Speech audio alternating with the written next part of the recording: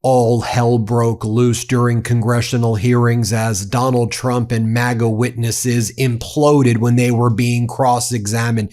You had Trump cabinet member, Department of Homeland Security Secretary Markwayne Mullin absolutely losing it at the House Subcommittee on Homeland Security Appropriations.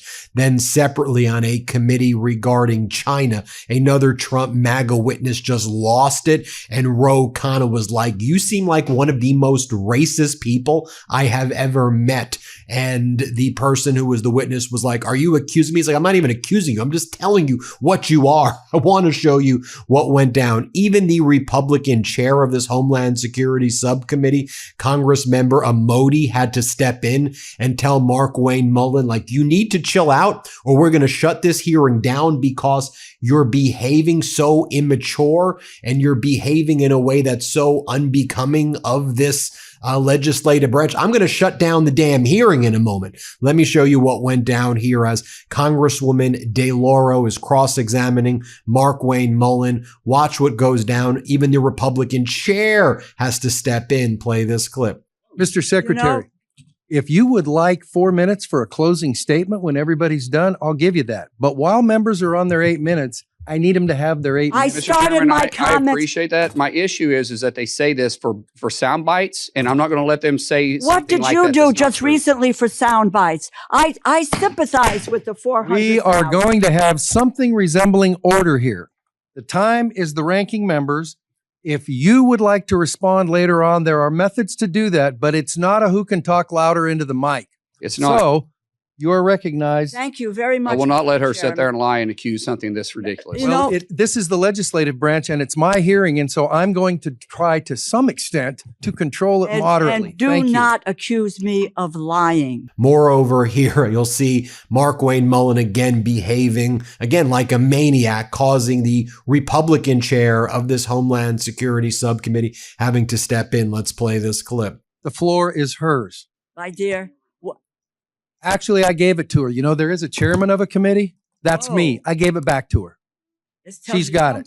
And more over here from Republican Congressmember McModi, who chairs this committee, looking at Donald Trump's Homeland Security Secretary Markwayne Mullin and saying, "I don't know what you think this is. It isn't some talk show. You're not on Fox. You're in the legislative branch, damn it. And you're going to listen to the questions and you're going to answer it. Else I'm going to shut this down." By the way, not bad. This chair, seems to be very frustrated with the way these Trump regime officials behave and their immaturity. Here, play this clip. I guess this is a good place to stop.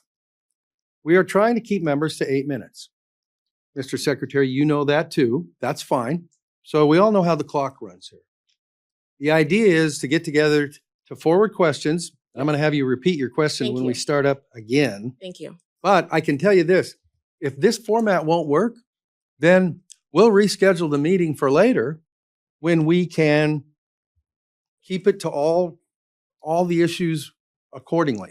So this is the efficient way to do it. But if we can't do it the efficient way, then we'll go to Plan B, which will not be today. And I don't mean that as a threat to anybody. I'm just saying this is not Meet the Press or Fox News or whatever for anybody involved. It's what's the question? What's the answer? Mr. Secretary, if you need more time to respond to that, the committee will make any of your comments part of the record, and we will endeavor to make sure that you get to meet with whoever wants more time. But while we've got the whole committee sitting here, we're not going to do the XYZ debate, whatever the heck. So, ma'am, please repeat your question, and as near as I can figure, you got about 4 minutes left. Now let me show you the cross-exam by Congresswoman DeLauro right here. Play this clip. Conversation with Secretary Azar at the time. I know I was in my living room with my 2-year-old grandson on my lap trying to have this conversation. And I asked him if there was a way in which he had a list of how you could reunite children with their families. And he assured me that we did. You know, when you take your clothes to the cleaners, they give you a tag and you then go back and you retrieve your clothes. When you get luggage, you go and get your luggage is returned. Well, I wish the Biden administration would have done that.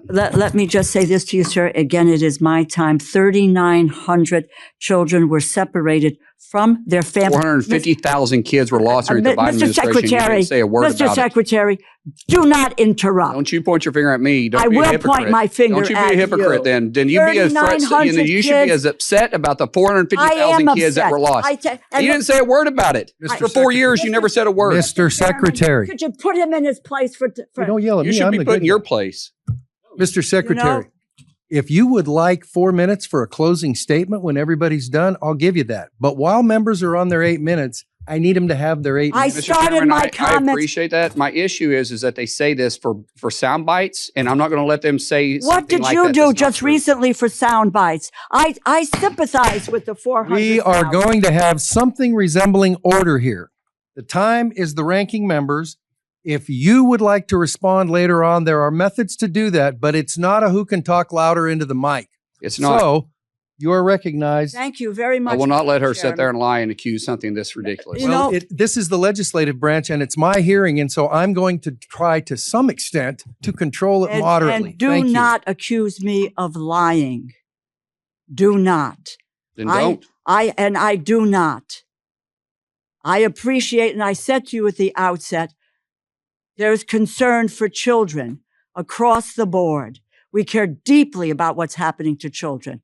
And I went to the border and I watched children in those fenced in places years ago and what was happening to them.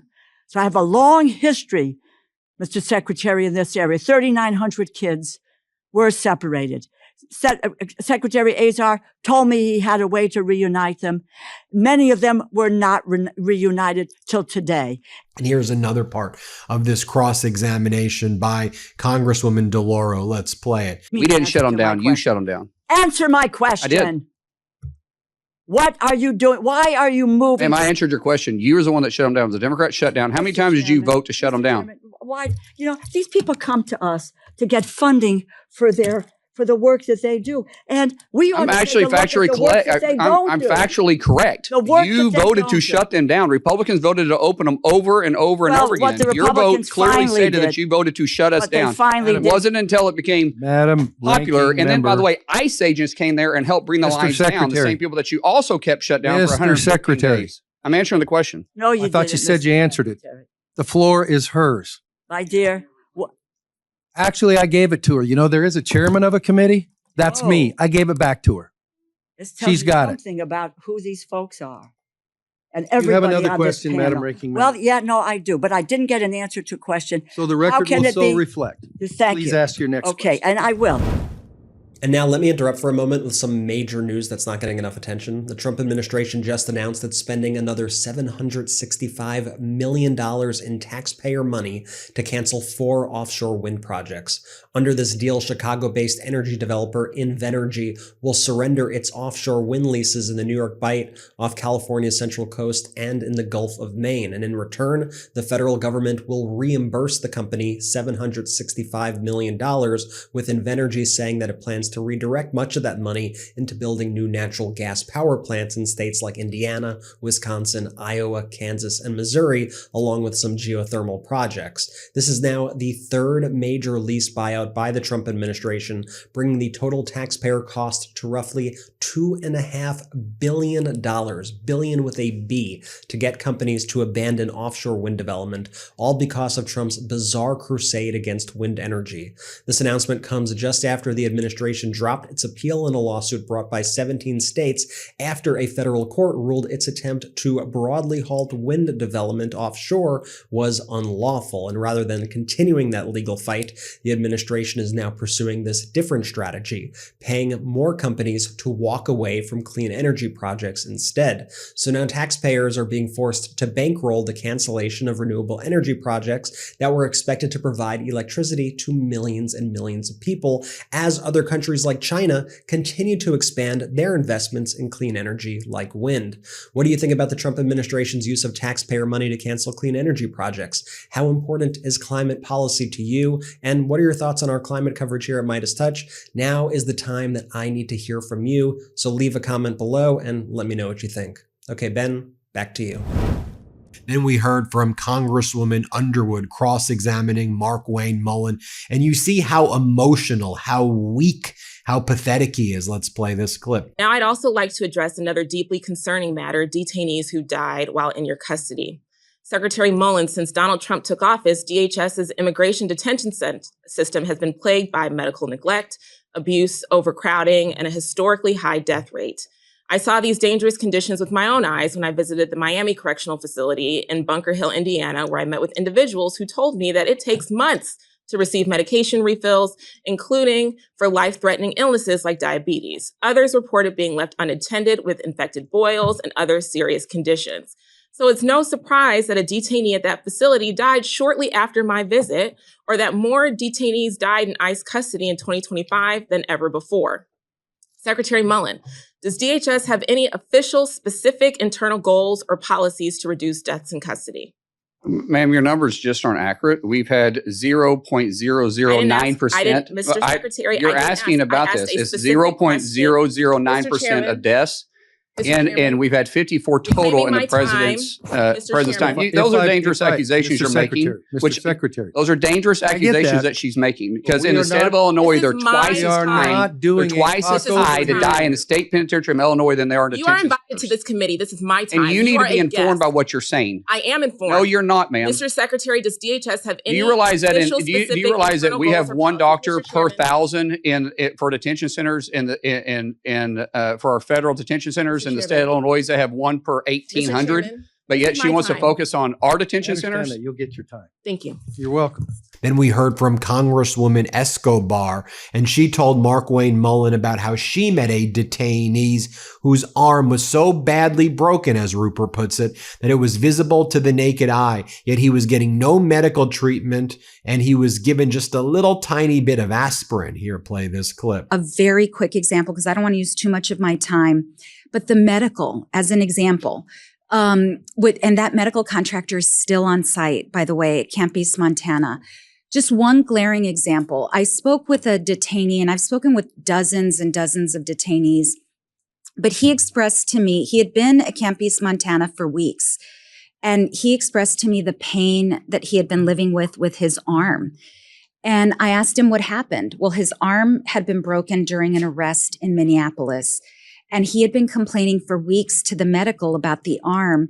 He had a brace. He took off the brace. I could see like a letter S. His bone was so broken, and medical had only given him aspirin. And so these are the things that I'm sounding the alarm about, that I will continue to share with you, because I know we want to hold these contractors to federal standards. So I wanted to share that with you. Then you had Markwayne Mullin again having this meltdown. It looked like he was going to cry during the testimony. He was being cross-examined by Congresswoman DeLauro, and she's like, do you support FEMA or not? Do you want to abolish FEMA? He's like, she's like, do you want to abolish FEMA? Yes or no? Basic question, Mullin. Answer the question, Mullin. Here, play this clip. This has to do with FEMA. Simple question. And I want to start where I left off with Secretary Noem last year. FEMA. Simple yes or no. Do you support eliminating FEMA? Do you support eliminating FEMA? There's portions of FEMA that need to be back at state. Do you support eliminating FEMA? There's no yes or no question on that. There's portions that need to go back to the state. Do you support eliminating FEMA? The record will reflect the response. The record will reflect the response. Is there another question? Yeah, because let me just say, in April of 2025, the Trump administration prematurely, I'm glad we got that answer, because the poor gentleman who came before, it may have been with you, Mr. Chairman, that came before our committee, and I asked him this question, and he said, because Secretary Noem said, yes, she and the president wanted to eliminate FEMA. The gentleman said that he said it should be reformed, and the next day he was fired. Let it show that the secretary believes that we should shut FEMA down. I never April 2025, said that. the administration. Chairman, I never said that. The administration prematurely, unlawfully ended FEMA's BRIC program. He intentionally halted roughly 2,000 active infrastructure and disaster mitigation projects across the country. And then I think the best part of yesterday was Khanna. No one's doing it better than Khanna right now. Watch as he cross-examines this MAGA Republican witness right here. And he just annihilated this guy. This is a guy named Lucci, and he is a MAGA Republican witness. And Khanna was like, so I'm just trying to understand your position. If you were born here, but you have family in China, and you're saying you return to China, then you get denaturalized. Is that what your opinion is, Lucci? Here, watch this cross-examination. Let's play it. You're not talking about, you're talking about a blanket statement. You're saying basically in your tweet, you say, and I can't believe you're not walking it back. I fundamentally find it fundamentally racist. I mean, I don't use that word. I don't think I've used that word in 10 years in a committee hearing. But the reality is that you're basically saying that if you're Chinese American and you're born under U.S. law in a territory, you should be denaturalized. And I'm asking you, is that just applied to China? Or are you saying anyone who's born in a U.S. territory, if they then go to live in another country and are there raised till 18, that they should be denaturalized? Congressman, let me restate. My household has 8 people in it. I don't really care 7 about of your them. household. That's like saying 7 I'm of friends them. with someone who's black, but I'm still a racist. I want to Congressman- know what your actual policy is. Congressman, you accuse me of racism against Yes, my I do. I think you're a against my racist. family. I think you are a racist. So you're accusing me of racism. I'm not accusing you. I'm Wife, saying the my actual children. statement. I think your statements are racist against Chinese Americans. And I'm trying to understand whether you believe that this is just Chinese Americans who should be denaturalized, or whether you believe that anyone born here who goes to a foreign country and is raised should be denaturalized. The second part, certainly, that's not what I said. What I said was that when folks are born in a territory, they're there for a week or two, they go back to communist China, they have no real nexus to the United States of America, that we should consider that. I think that it creates a clear. So But are you for saying that example, just for Chinese Americans, or for anyone born in the United States who goes and is raised in a foreign country should be denaturalized? I would consider it for foreign adversary nations as defined by the federal government. That's where the federal So you want to government says- denaturalize Iranian Americans, you want to denaturalize Russian Americans, you want to denaturalize Korean Americans, North Korea. I mean, where does this If- end? When folks have my point was in the number of 1.5, obviously there are way more people of Chinese descent born in the United States of America, birthright through that. 1.5 is the estimated number of people born just in a territory. They're there for a very short amount of time, and then they're raised in China, loyal to the Chinese Communist Party. I think that that's a clear security risk. But I'll repeat, I take direct offense. You're saying I'm racist against my own family. My I think you're family racist is largely against Chinese Americans. Yes, I ethnicity. do. Congressman, with all due respect, I think that's We'll put out this exchange, and the American people can decide when you're talking about eliminating birthright citizenship for Chinese Americans, whether they think you're a racist. I think a lot of Asian Americans and many Americans will think you are. I think that when people see that I have a Chinese wife and 4 Chinese children, I don't think that Chinese in-laws, excuses I don't think that they're gonna Gentleman's time see- is I don't expired. think they're going to see racism in that, sir. Anyway, there you have it, folks. Let me know what you think. Hit subscribe. Let's get to 7 million subscribers. And thanks for watching, everybody. New Midas merch. Head to store.MeidasTouch.com today and get yourself the best pro-democracy gear and show your support. That's store.MeidasTouch.com.